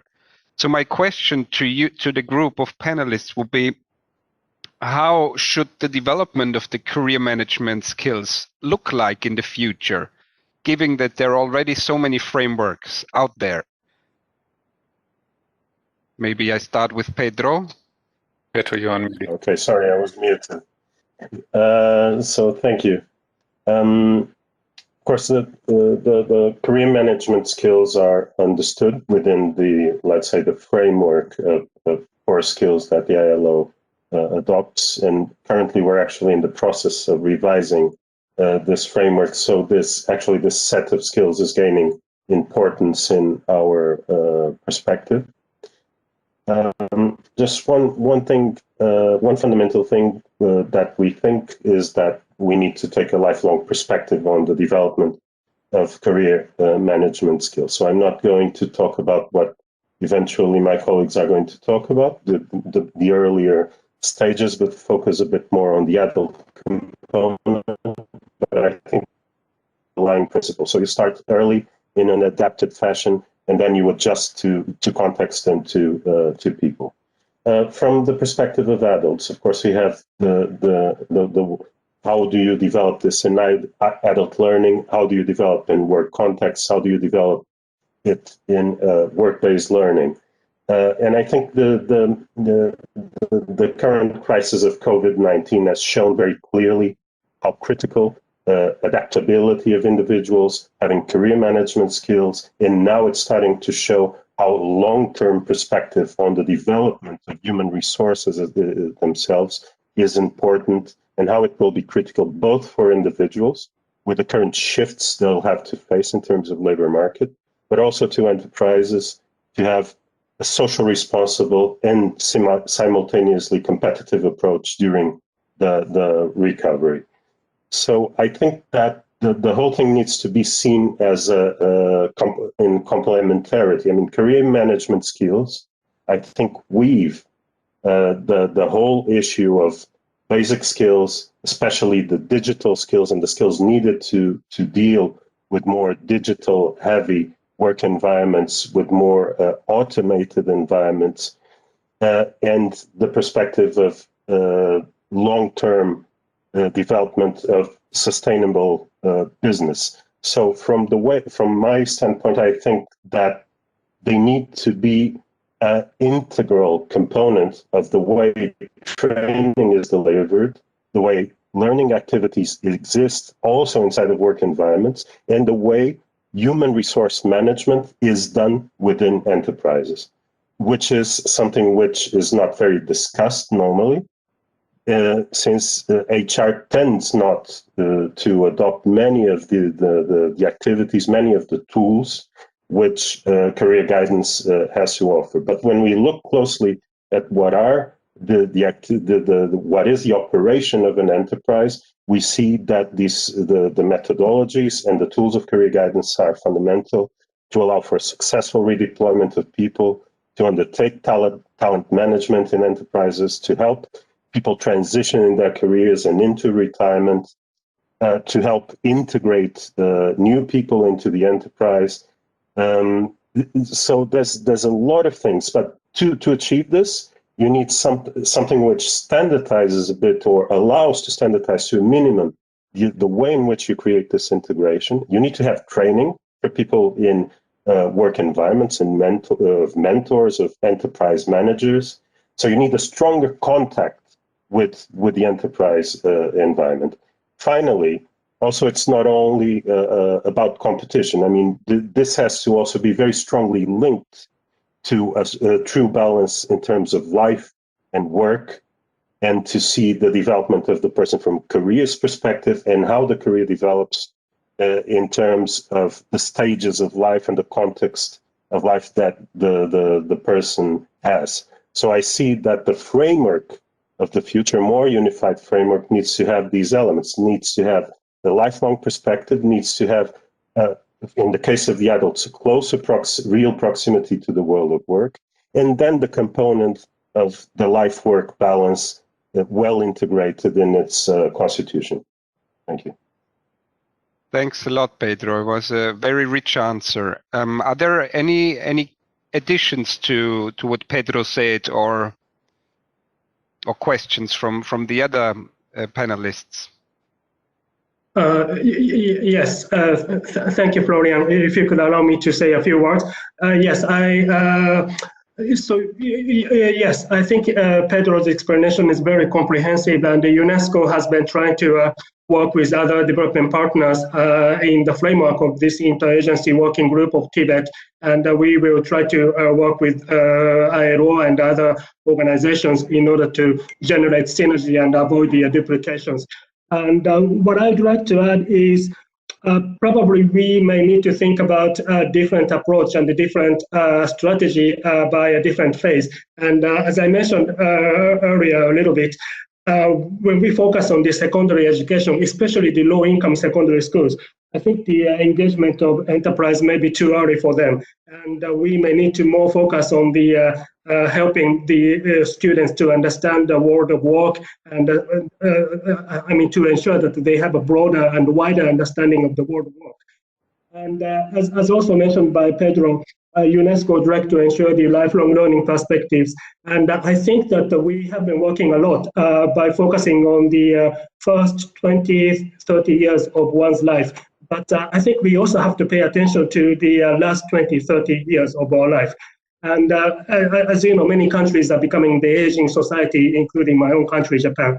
And the pension system is not functioning well in some contexts, and the social protection may not be enough. So you may need to work even after your retirement age. And what kind of career guidance will need to be provided for those senior citizens and elderly workers? I think this UNESCO has not been doing a lot in these areas, but this is something we have to think about in the future. Thank you. Thank you. Bobby, please. Thank you. Just two quick bullet points. I'm aware that we're running out of time.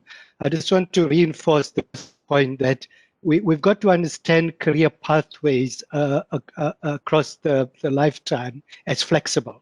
There's still sometimes a perception that one chooses a career and you then stay in that career path. It's not the reality. Most people, even on this call, have started in different careers. But there are various things that shape how flexibility works.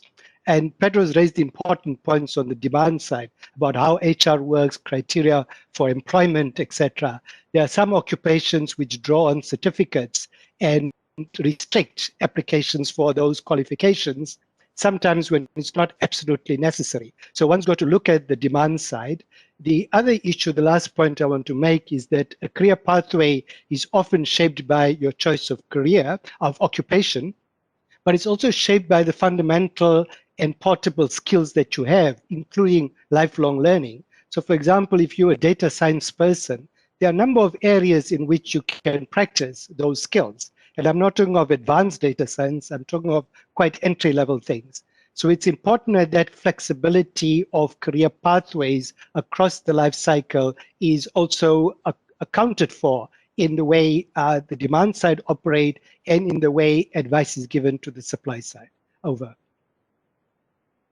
Thank you very much, Bobby. Please, Ronald, do I see your hand? Or yes, please. You want to add something? Please, yes, please. Yes, in response to your question about the different frameworks and how we're going to manage all this complexity and diversity, I've been fortunate in having had to carry out quite a lot of analysis of different frameworks, American, Canadian, Australian. We've helped develop the one in Scotland. Ultimately, if you actually had to kind of condense and squeeze them and try to come up with what is essential to all of them, actually, we're still working with the DOTS model.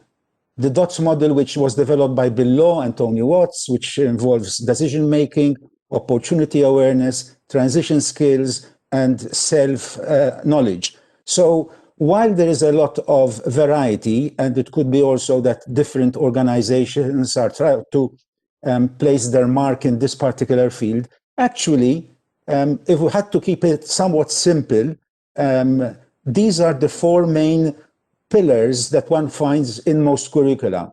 But point two is we're using the term career management skills often with the formal labor market in view. We have to remember that ILO told us recently that over 60% of the world population that works in the informal labor market. This is huge. That is, very often these people, they're not running after jobs, it's jobs running after them. It's not choosing jobs, it's the jobs that choose them. It's just because that's the only opportunities that they have available. So we need to, if we're going to be relevant, we need to make sure that we do not develop frameworks that are applicable to industrialized countries and basically not very significant for countries that have a very strong informal labor market. And the final point is, even though I've written a lot about career management skills, it worries me.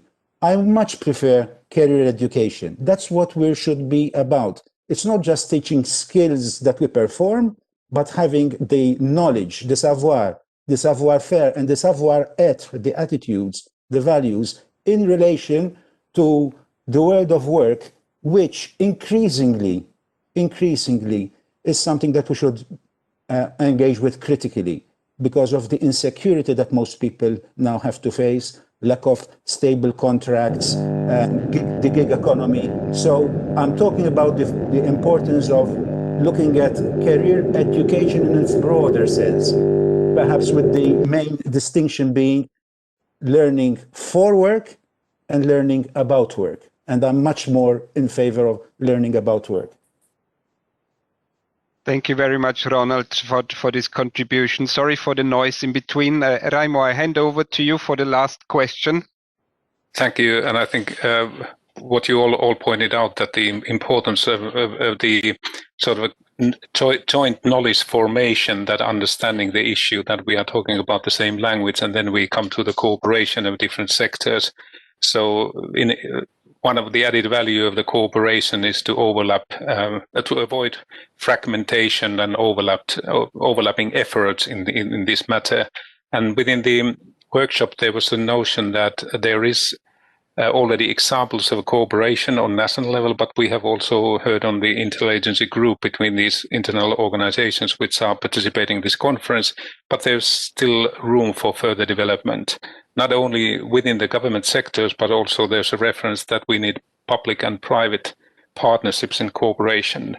So my question to you panelists, all the panelists, is that how do you see what would be the first steps, how to promote cooperation either through international organizations or support, or through mutual peer learning? And I hand over to Hiromichi first. Okay, thank you, Raimo. Yes, as I mentioned, the UNESCO has been coordinating the interagency working group, and under the leadership of CEDEFOP, we are now completing the analytical report of the joint survey on career guidance under the COVID crisis. And I think this is the good achievement, and we would like to promote this collaborative environment with other organizations from now on. So this is the first point. And yes, I think I attended the breakout session on career, cooperation and coordination, and some of the participants shared the example of the development of memorandum of understanding across different ministries, and also I think the Ukraine expert mentioned the difficulty challenge of engaging the secondary education, especially the Ministry of Education. So as I mentioned a few times, I think they may have a different approach where we need it depending on the phase.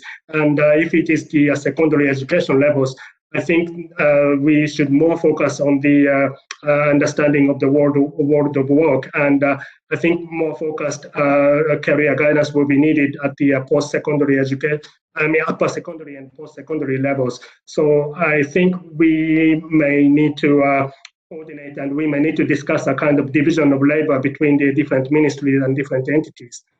So I will stop here. Thank you. What about other panelists? Do you want to comment on this topic? Well, I can comment a bit. I mean, the ILO already is developing cooperative work with both UNESCO and with UNICEF. I think that there are memorandum of understanding, and there is a work which progressively is expanding from very focal areas into wider areas. The digital learning is an example. The exchanges on the core skills frameworks is another example. But I think what is important is that in each organization, the general area of career development is acknowledged as an important area of work, which is somehow transversal to several policy areas or areas of interest in the organization.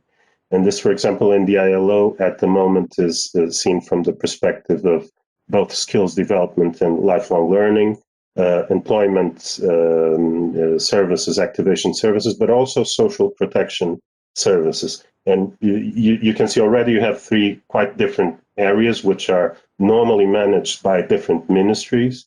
And the fact that you have one organization that already starts to put these things together and to see how career development links the three areas is already a silo busting activity.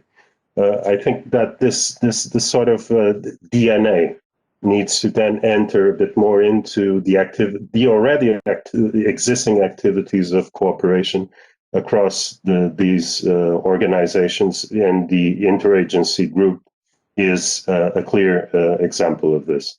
I agree with Hiromichi. I think that it's a very important foundational work. This one on the survey, on the global survey, because it reinforces a shared narrative across organizations, and I think consolidates a number of perspectives about what is the role that guidance can assume in the future. And more than that, it also integrates career learning for adults, career education perspectives in basic and secondary education.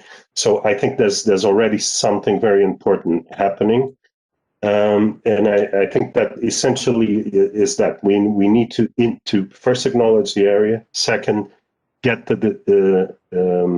articulate the discourse in all the critical areas of intervention. So I'll leave it at this. Thank you. Bobby or Ronald, do you want to add? Ronald, no. Bobby? Please open the microphone. Yeah. Yeah, thank you. No, I think Hiromichi and Pedro have covered what I would have said from UNICEF's perspective. So nothing from me now. Thank you.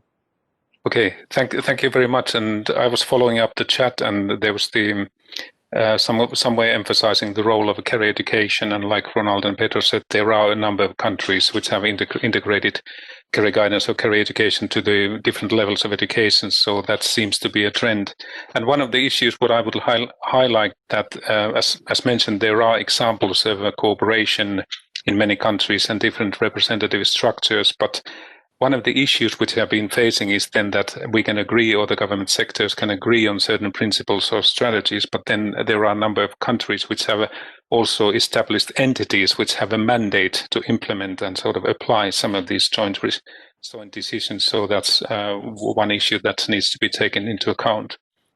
I'm thanking all the panelists at this point, and all the evidence on the report and the latest 20 years have been indicating that there's a lot of cooperation around this issue. We are sharing similar challenges, but we are not alone. So this is a seminar, and the publication is an example of the efforts that we can share each other. And when countries are in different level of development, there's a lot to learn from all of us. And so I thank the opportunity, and I hand over to Florian, who is having the sort of wrapping this up and sort of giving advice for the future steps. Thank you. Thank you very much also from my side to all of the panelists and to all participants. I will ask you, aware of the time, for a last Mentimeter participation, please, just to look at the takeaways from your point of view. If we can start the Mentimeter, please, Gökhan. Think about what were the key messages for you today from that event, and what are the main points that you would take away? Which are the things that you would integrate in your daily work? Which are the aspects that you would need to either work more on yourself or need to reflect on more by yourself? While you are filling in that short survey, we put together the key messages from the breakout groups, and we will publish a Jamboard with all these kind of information on the ETF open space for you later to take a look. So yeah, please just show the results, and we can watch while people are responding. So key takeaways, parent involvement, interesting, insofar as the amount of people that wanted to join that breakout groups was the one with the least amount of people. So that's interesting. So there is some awareness there. Innovation, insofar as we've seen in the beginning, there is a willingness and readiness to uptake innovation. So that's great. Some more aspects are coming. Lifelong development, similar experiences. Yeah, we've seen that when we wrote the report, that many countries experience similar challenges and try to use similar solutions, like the use of ICT, the cooperation and coordination among stakeholders. Okay, so you can see in terms of size, it's not one particular aspect that is more important. Since people continue writing, we see more and more that there are many different aspects that are takeaways, but cooperation seems to be now the most important one. Okay, thank you very much for participating in that. I want to thank again Raimo for chairing that meeting. Also, from my point of view, please participate in the feedback questionnaire that my colleagues will share now in the chat. But most importantly, as I said in the beginning, we wanted to start an exchange on career guidance system development. We want to start reflection on it. It's a kicking off with that report of sharing experience, reflecting together, and I kindly invite you to continue cooperating with us as ETF, with the many people that are in that online room, and I'm looking forward to that cooperation on open space. The link is in the chat. You will find the recording of the webinar. You will find the presentations, and we continue there and in other platforms with the cooperation. My last word is to Helmut, because I haven't said anything about it yet.